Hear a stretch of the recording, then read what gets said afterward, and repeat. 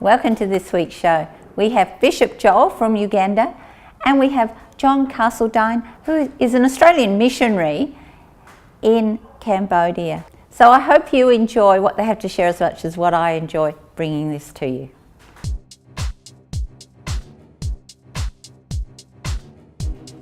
Hi, I'm here with Bishop Joel Kakembo from Uganda. And welcome, Joel. Thank you, Pam. Now, I love Africa, so it's a thrill to talk to anyone from Africa. And we were just chatting before, and you are the bishop over 700 churches. Sure. That's huge. That's very, very big. Yes. Tell me a little bit about your youth ministry, because it's not just raising youth up for church ministry, right. Is it? We have a number of youth in our church and then in our network churches. And not only that, my vision is also beyond our network churches, because not all of them in Uganda will come under our network, but we are serving the body of Christ. So our vision, my vision of discipling the youth is that they will be able to minister in the house of God, in the kingdom of God. But if someone turns into a doctor one day, or a lawyer, or a police officer, or works in military, or maybe somewhere in a marketplace, anywhere in a marketplace, can be able to represent God, can be able to, to be a good image of the King of Kings and Lord of Lords.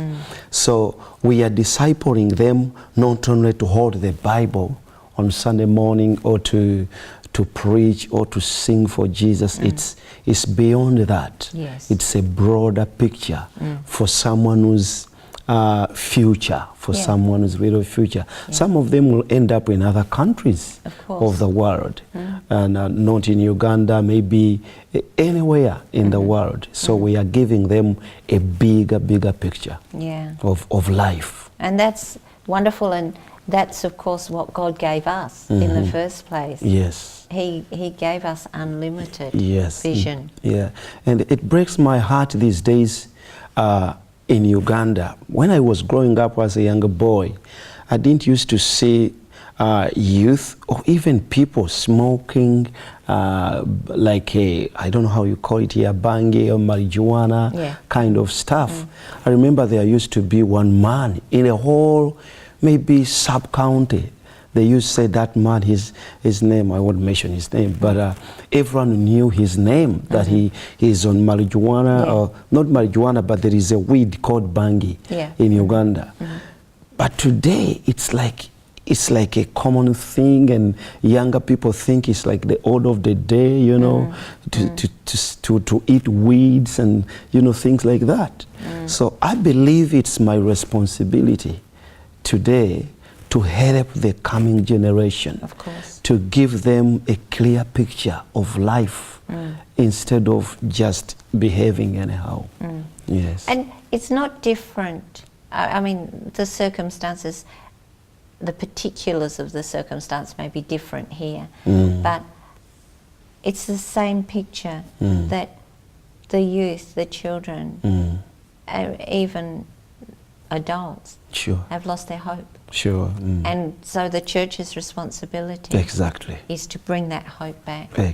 Jesus Christ, the hope of the world. And I love the name of your youth ministry, your church, the Christ's Ambassadors. Because that says who we are. Christ is ambassadors. Yes, the Lord spoke to me. First of all, when we started that, before starting that primary school, some years back, I was having a primary school at church, but then we had some challenges, and then it didn't work, but the Lord opened the door, and we bought some land, we built that school now. But the Lord, I was going to give it another name, but the Lord clearly spoke to me and said, this is my vision. Yeah. Give it this name and I'll bless it. And I'm seeing God blessing what we are doing. I'm thanking God for being part of, being in the center of what God is doing. And I tell my staff there is that this is not me.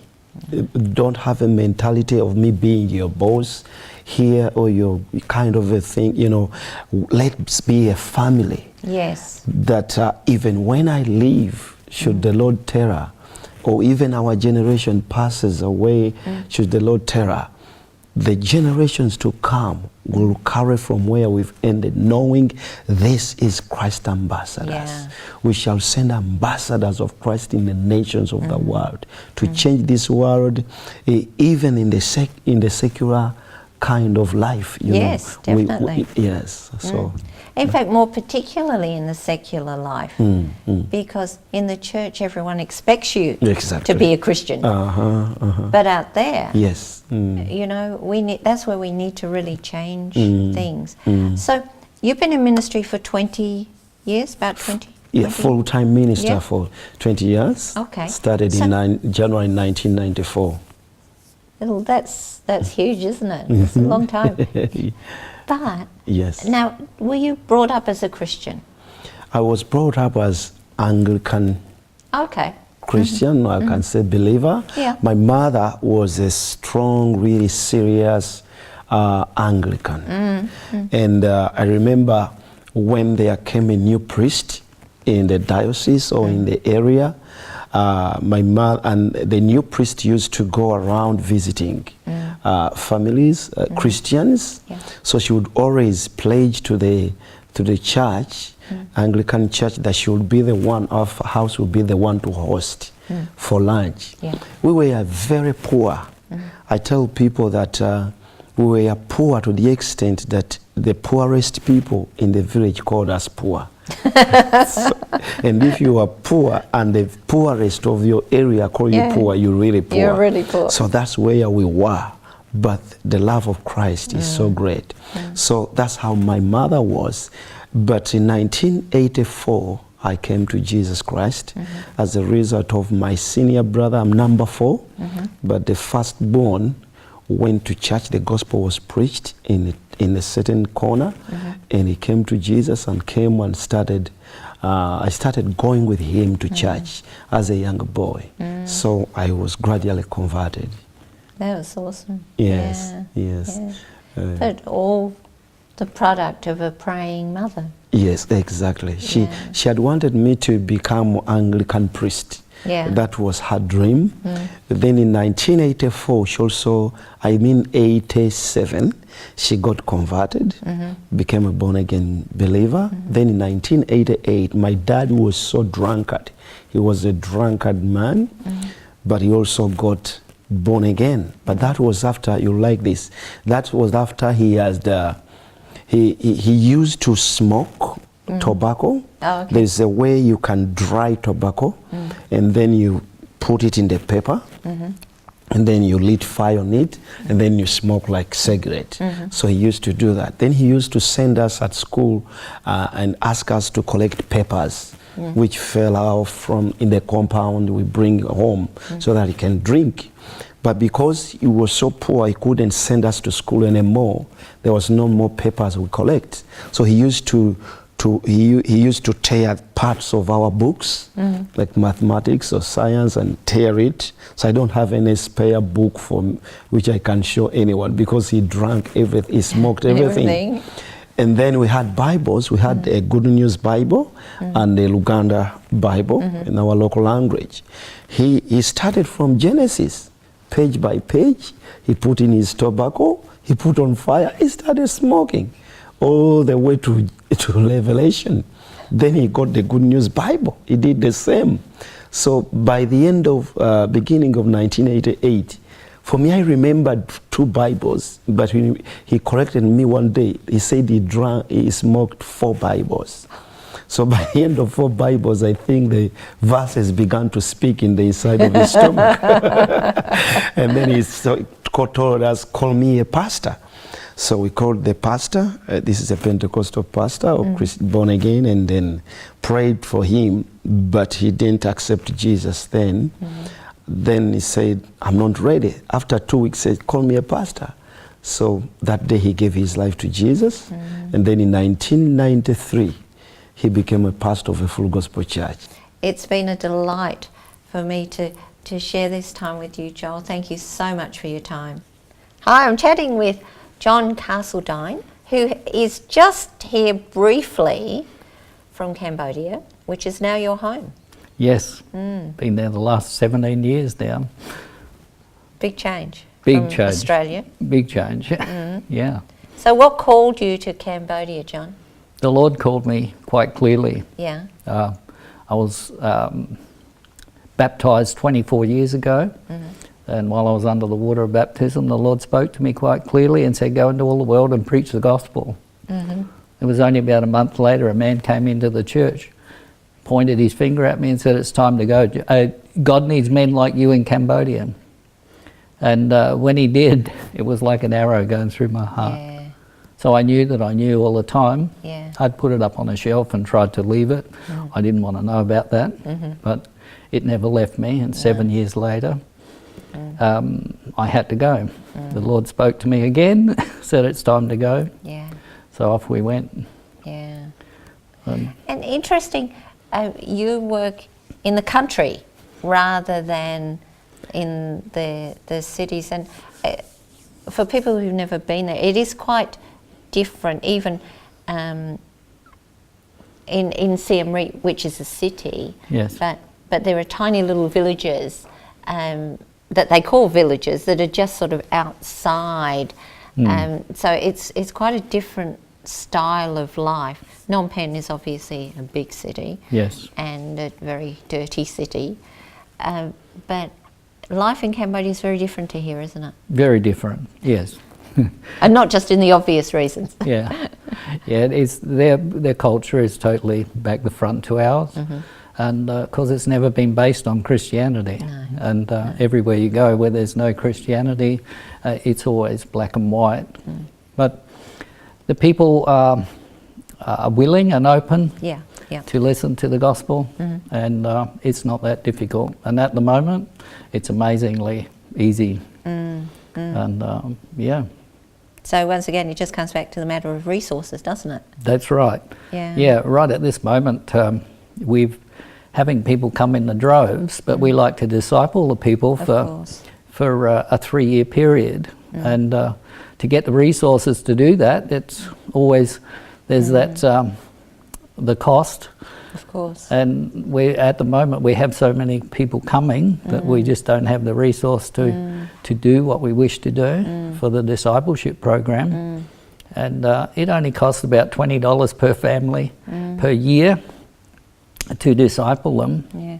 And which to us is nothing. It's peanuts. And we have so much back here, and 4 cups of coffee or something like that a year. Yeah. We can disciple a whole family. Yeah.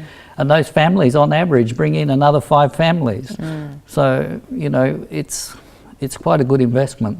Very good, very good. And we are called to make disciples. We're not simply called to just go preach and move on. We're actually called to make disciples. Yes. So that's a very, very key part of our calling. Yes. And so it's great that's what you are endeavouring to do.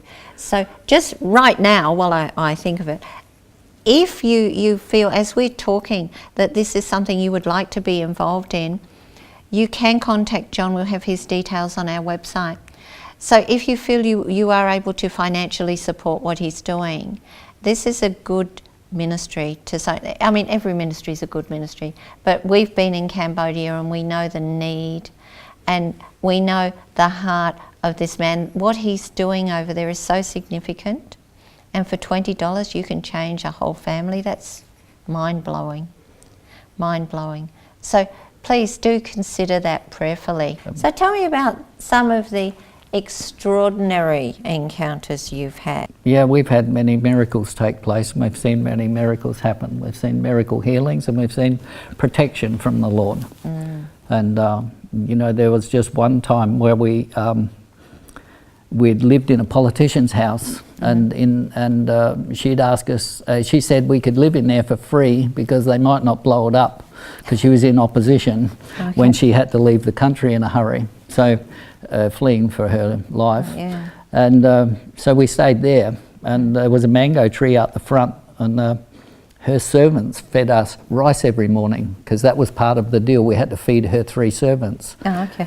And they looked after us, and that was really weird for my wife and I, because we had very little money ourselves, and there's 3 people waiting on us. We weren't accustomed to that. But this man, I said to this man one day, I would love a mango for breakfast every morning. And in that particular area, the people were trying to chase us off, and they didn't want us to be there. Okay. And they'd already run off 6 other missionary organisations from that area, and had killed a couple of foreigners there. And so we weren't really safe. And the man came to me one day and he said, you know, you didn't pray, you didn't ask, you just said you would like a mango for breakfast every morning. And I said, yeah, so why are you saying this? Because he's giving me a mango for breakfast every morning. He said, well, that tree has run out of mangoes weeks ago. And he said, but every morning there's 1 mango there. And I said, oh, I said, okay. And he said, but this morning the whole village is coming in and they're going to search the tree. And he said, there won't be a mango there tomorrow. I said, oh yes, tomorrow will be the biggest and best mango you've ever seen. He said, but they're going to sleep under the tree to make sure you don't go out and put one there. I said, that's okay, it doesn't matter. I said, there'll be a mango there tomorrow. And sure enough, they come running up with the biggest and best mango they'd ever had. Oh, wow. And so they're the sort of things that God does to protect you, because after that, everybody would say, don't touch Mr. John. Yes. His spirit is strong, and he's got a God that loves him and looks after him. Yeah. So those sort of things help to make the way. And many witches came to put curses on us, and all of those witches shriveled up and died because the curse just reversed back to them. Yeah. And we would pray for them. Of course. But it was sad that they had to die.